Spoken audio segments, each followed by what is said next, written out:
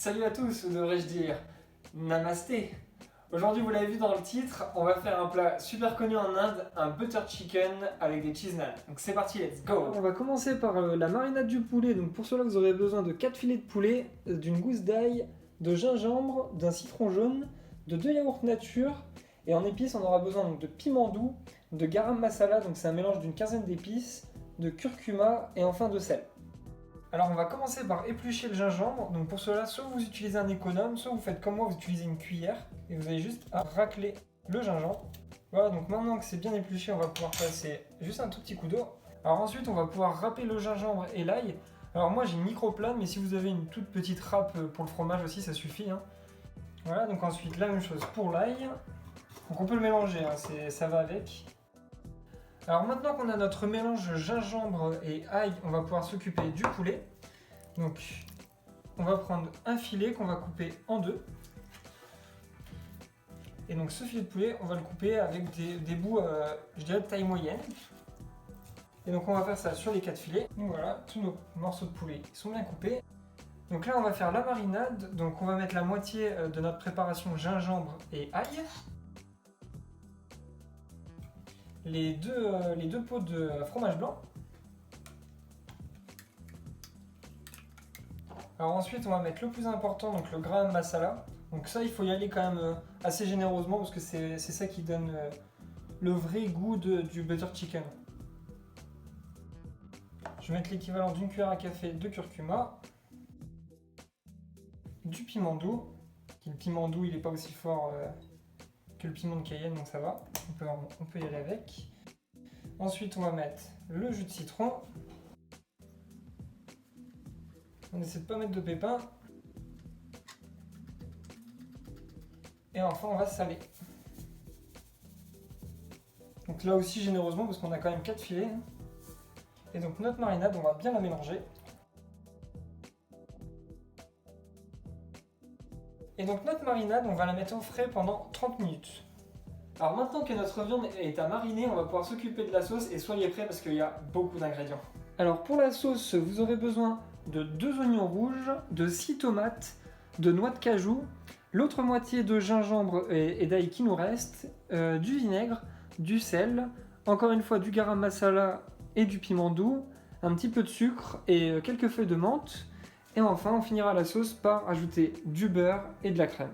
Alors première étape, on va commencer par éplucher les oignons et enlever le pédoncule des tomates. Donc juste avant de les couper, on va rincer les tomates. Donc on va couper les tomates en deux. Et après moi je les coupe en deux, encore une fois. Et après on fait des petits cubes.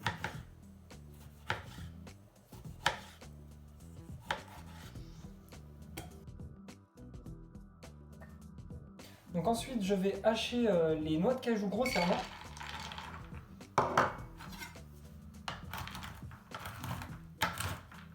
Si jamais vous cherchez des noix de cajou nature, il y en a très souvent en vrac au rayon bio des supermarchés.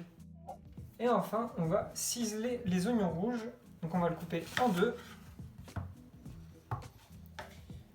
On fait des lignes comme ça, de haut en bas.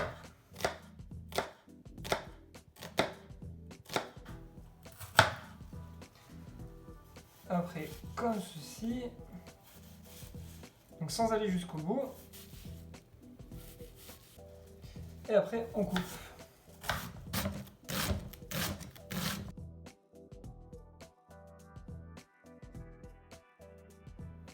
Donc maintenant, on va passer à la cuisson. Donc avec un feu assez chaud dans une grande casserole, on va ajouter une bonne quantité de beurre. Donc c'est quand même un butter chicken, donc il faut bien rajouter du beurre. On va laisser fondre ça. On va ajouter les oignons rouges. On va laisser cuire ça 2-3 minutes. Donc dès que les oignons là ils ont bien ramolli, on va pouvoir rajouter nos tomates et nos noix de cajou. Alors, je ne vais pas tout mettre. Donc j'ai mis environ 150 grammes de toutes nos noix de cajou. On va mélanger tout ça. Alors ensuite on va ajouter de l'eau à hauteur, l'autre moitié du mélange gingembre et ail, donc un peu de vinaigre, celui que vous voulez, il n'y a pas d'importance, du sel, encore du garam masala, du piment, du sucre et enfin nos feuilles de menthe.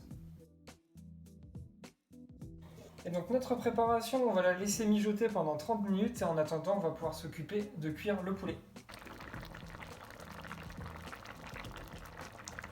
Donc pendant que notre sauce est en train de mijoter, on va s'occuper de cuire le poulet. Donc dans du beurre, j'ai mis le feu à fond et on va pouvoir cuire tout ça.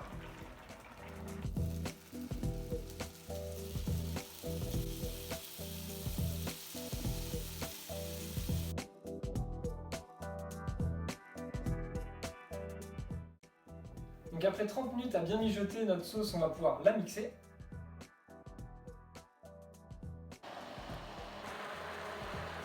Alors juste après avoir mixé notre sauce, j'ai nettoyé la casserole pour pas qu'il y ait de morceaux. Donc j'ai versé le contenu de sauce dedans. Ensuite on va ajouter encore une fois une bonne quantité de beurre. On va bien mélanger. Avec la chaleur de la sauce, ça va le faire fondre tout seul. Voilà, une fois que le beurre est bien fondu, on va pouvoir ajouter de la crème. Donc on mélange bien.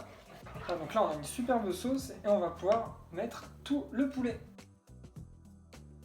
On remélange bien et on va pouvoir le remettre sur un feu tout doux le temps qu'on s'occupe des cheese naan.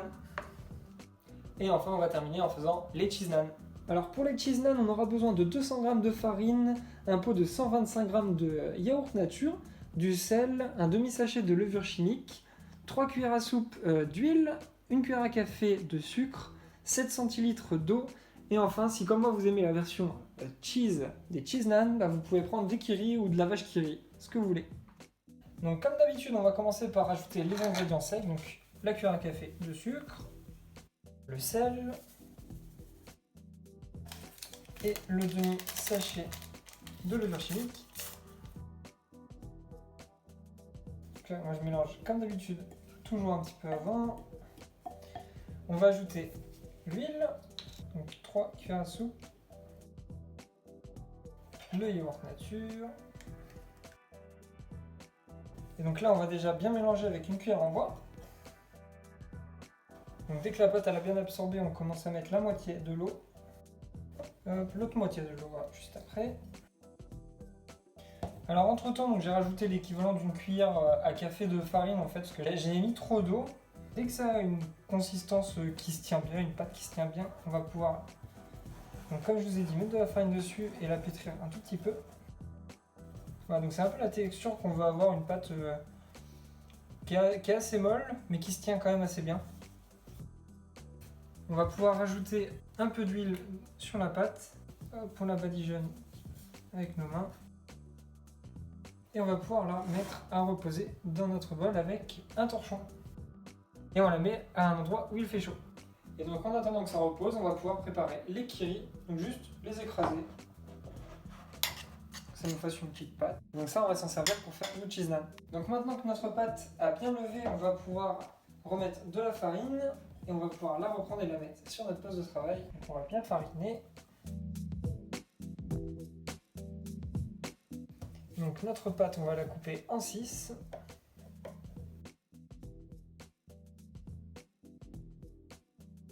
Et donc on va faire des petites boules qu'on va commencer à aplatir, qu'on va faire encore une fois en forme de cercle.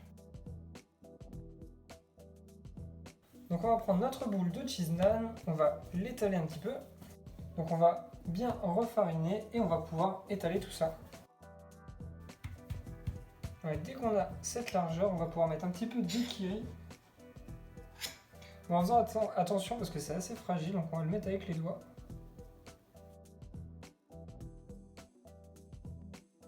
Donc ensuite on va le refermer. On va essayer de bien sceller le tout. On va pouvoir réétaler ensuite. Alors pour la cuisson, c'est tout simple. Dans une poêle chaude, on va les faire cuire sans matière grasse. Et dès que c'est bien coloré comme ça, on va pouvoir le retourner. Voilà, dès que c'est bien cuit des deux côtés, on peut le retirer et on va refaire les 5 autres nanes.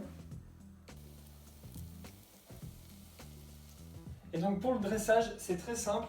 Donc moi j'utilise une petite verrine. Donc on va mettre du riz à l'intérieur.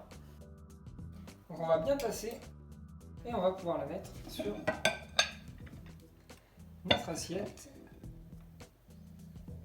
Et juste à côté, notre butter chicken avec sa belle sauce.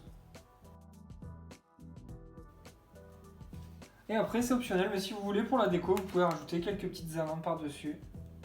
Des petites amandes effilées. Et donc voilà, notre butter chicken est prêt. Donc voilà, la vidéo est terminée. J'espère que ça vous a plu. Donc c'est une recette que j'avais envie de faire depuis très longtemps.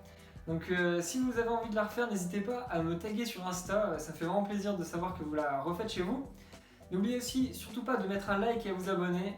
Et je vous dis à la prochaine. Ciao!